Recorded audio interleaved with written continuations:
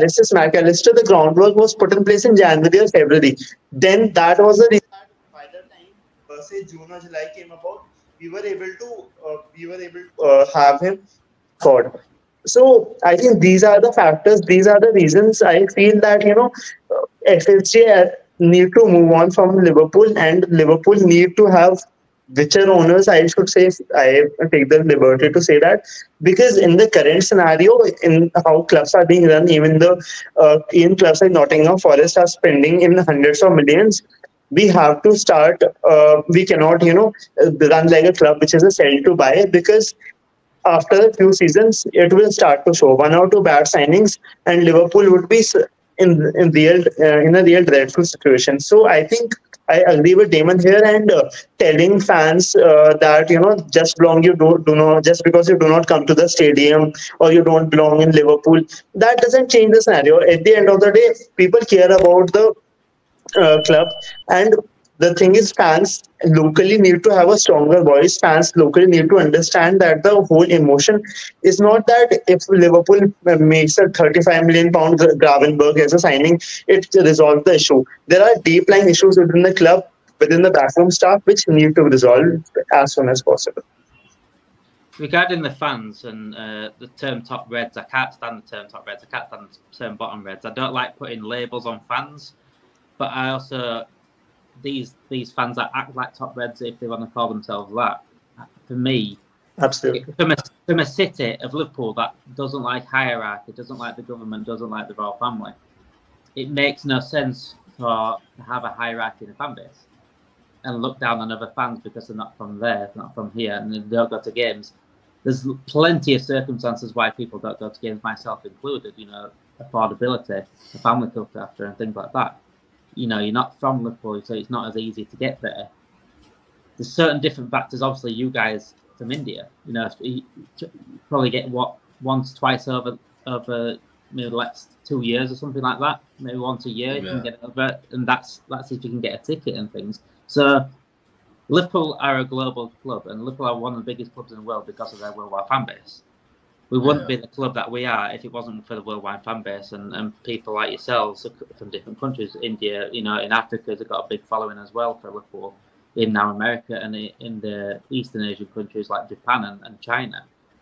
If it weren't for those fans, they won't be the club that they are. So to look at other fans and say, look, well, you don't go to games, your opinion's less relevant. Be careful what you're doing there. Be careful who you're attacking there, because it's almost like the worst thing to do, right? To me, it makes no sense. It makes no sense. Yeah. It can be deemed as racist, if I'm honest, because what are your narratives? What are your agendas? Why are you having to go at fans from across the world that can't go to games? Why are you having to go at people across England that can't afford to go to games? At the end of the day, we all support the same club, so I don't see why we wouldn't get on. And obviously, people are different, and you're gonna meet people different around the world with different personalities, different ways it's brought up. And to me, I don't see labels on people. I just see trolls, like you said, the word trolls, and that's what it is.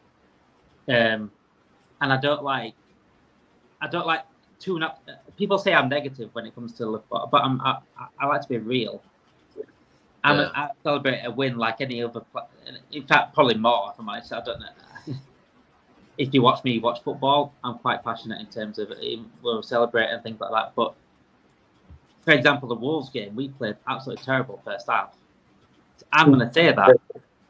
I don't forget, just because we won 3-1, I'm not going to say there's no issues there. I'm not going to say everything's hunky-dory, everything's roses. It's not.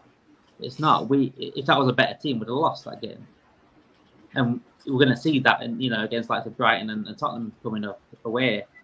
That like a DM, as I said, is huge, and it could cost them those games. That's how I see. I could celebrate the win, but still be analytical and still be criticising the issues and the flaws that are there. And as much as I don't like total negativity, I don't like total positivity as well, because I don't think it's real. I think it's more delusion more than anything. Saying like, just support the lads, everything's amazing, look how good we are. unless you're watching the game with your hands behind, your eyes behind your hands, then you can't say, you might as well not watch the match. If you're going to say we're going to be brilliant, you might as well look at the result at the end and say, well, it'd be amazing, another win. You know what I'm saying? So I've always tried being, I won't say the link up between the top reds and the bottom reds sort of thing, but I've always tried to be mindful of both sides and try to listen. I've spoken with, I did a stream once with Ian Young, who was from Redmen TV, and I did a stream on someone else's YouTube, and we spoke it out. He was FSG and I was FSG at the time, but we spoke on a level, and he understood where I was coming from. I still don't understand where he's coming from, but you know what I'm saying? I just think we needed that conversation. And I think a lot of people throw abuse out there for no reason. Abuse, when you throw abuse out, you lose your point. And I've never thrown abuse out at anyone unless, it was that back and forth banter sort of thing. If it goes past banter, then you've lost me. Your argument. Yeah, absolutely. And I feel that now that we are... I'll come to you here because thing is that for someone who has been doing his master's in sports management and of course who knows a lot more than I think me and Damon combined when it comes to sports sponsorships and all, and about how ownership works, how do you feel about the FSG business model at the moment, the sell to buy business that they have been advocating for the past decade and a half? It's smart. Yeah, it's very smart. Yeah, I know. To be honest, I don't know a lot specifically when it comes to FSG and Liverpool and how that business has occurred in the last 10 years. Even though I think the conversation that we've had over the last 10 minutes is as educative to me as it is to all our listeners later on. But for me, when we study about ownership in Premier Leagues and ownership in probably the Major League Soccer, which is in USA, everyone thinks that the Premier League is so big, it has got so much money, and it makes obvious sense to probably invest your money in Premier League as compared to MLS when it comes to you being someone who has a lot of money and you're willing to invest your money. But the downside that has got attached to it is that a lot can also go bad or go south if you are in the Premier League, and that needs to be catered to with someone who has been around that business for a very long time. So honestly, if you ask me how FSG, and you mentioned how whatever they did back in 2010 was definitely a positive for Liverpool back then, but how that dynamic has changed over more than a decade now, and I'm sure not denying any claims that we have been making over the last half an hour or so, but there are things that FSG knows and we don't know. And probably they would tell us in an interview 6 months down the line, or there would be so many things that would be true, probably made up, fabricated. But for someone who really wants to work behind how clubs work, first in India and then probably out there in the UK, because the UK market, the USA market is very established. And it is different here in India. It's got its different kind of workings, or how should I say? So, but FSG, one thing I know that people are not happy right now. Whenever I speak about this, whenever I hear people talk about FSG Liverpool, be it Liverpool fans or football fans, or it's clearly something that is bothering many people. But now let's take the conversation probably to a more performance related thing when it comes to the field. Damon, what do you think? How are Liverpool's chances when you look at the Europa League campaign this season? I know it's fairly early days, and Liverpool has been playing there for after I don't know many years. But how are you looking at Klopp's men doing in that tournament? Well, we should win it, if I'm honest, and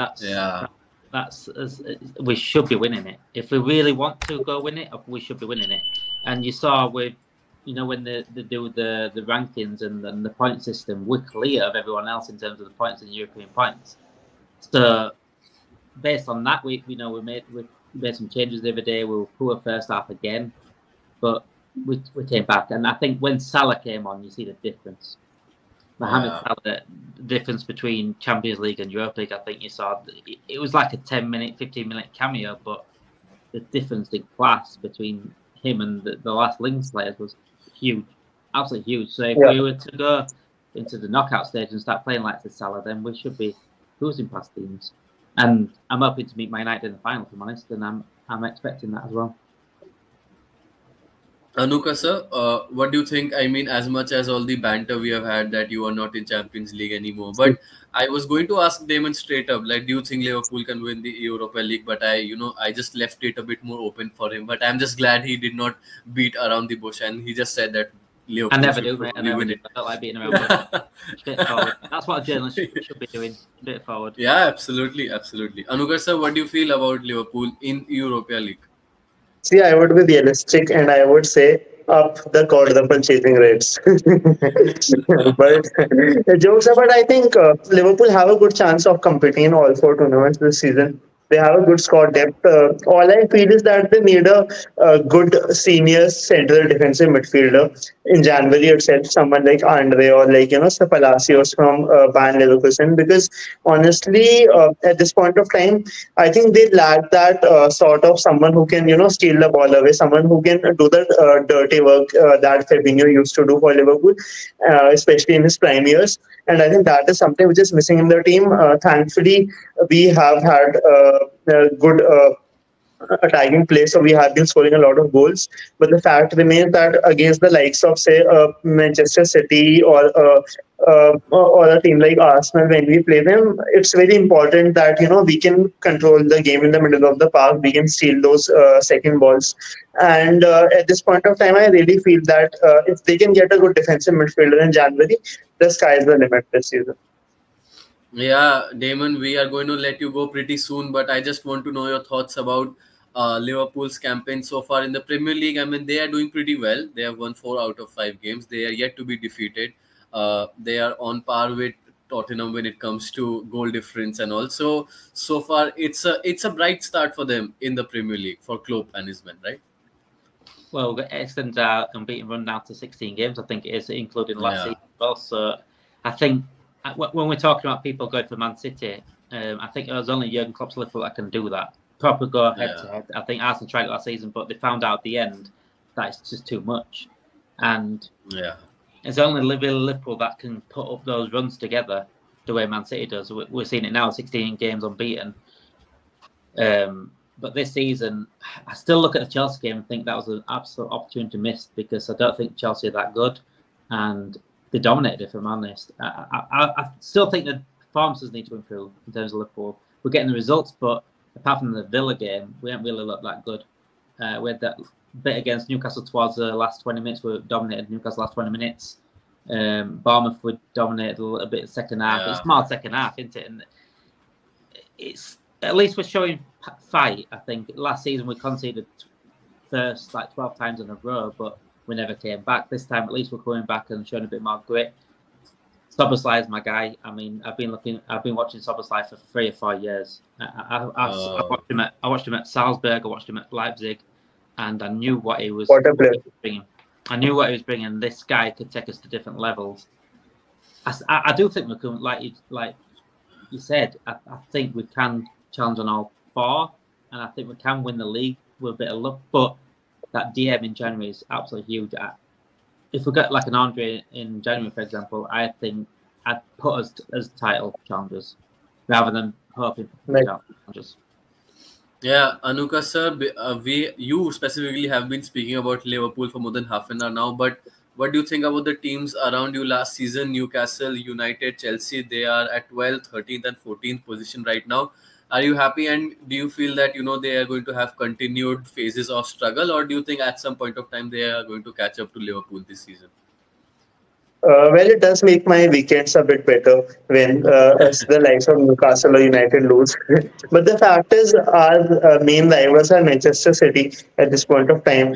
And I feel like with the way they are steamrolling teams, that is the biggest problem, because I think finishing second, just like they say in sport, it doesn't really count for anything, honestly, when you look back at it 10 years down the line. So I really feel that it is very important for Liverpool to be consistent and maintain this run, because the likes of Manchester City, they can go on an 18, 19, 20 match winning run for that matter. And Yeah. it is important that they do not let their guards down.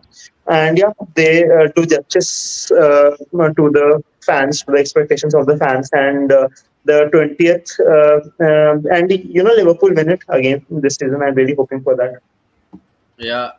Thank you, Damon. Thank you for taking out the time. It's been a wonderful time for us to probably understand more about how FSG is, really going deeper into things. And even though, we have had many Liverpool fans, we also had Thomas Groenmark with us. Of course, Anukarsh really works behind the clock to have Liverpool people with us. So, but what you have got for us is certainly very unique, and we look forward to have some kind of a continued association from here onwards. Anukar sir, I mean Damon, thank you for being here, and probably we can call you once in 3 months in a YouTube live or an Instagram live Absolutely, or mate. somewhere else. I am. I'm a short call away, short text away. I'll be here. I'm absolutely honoured to come on, and I feel privileged at the fact that you even want me on here, if I'm honest. And thank you very much for inviting me as well. Yeah, it's a pleasure, Anukar, man. It's a pleasure. It's a pleasure. Like, I'm sure you might be asking for the departing thoughts, though. So it's a pleasure absolutely. here, Damon, and it's great having you here. My co-host here will be traveling to the UK tonight, so I won't take much time. But I'll say that if you can do something for us, meet him though, because I am sure he's very excited to meet all of our guests who are based in the UK. And again, thank you so much for your time. You have been very kind and very generous with this, and we look forward to further associations with you. And sometime I would love to be on the LFC Transfer Room, or me and Dwaipayan would love to be a part of it. So do let us know. And thank you so much for coming on the Indie Football Podcast for us and for from our whole team. It means a lot to us. Thank you. Thank you, guys. Thank you, and have a good evening as well. Thank you, David. See you around. Thank you, guys. Take care.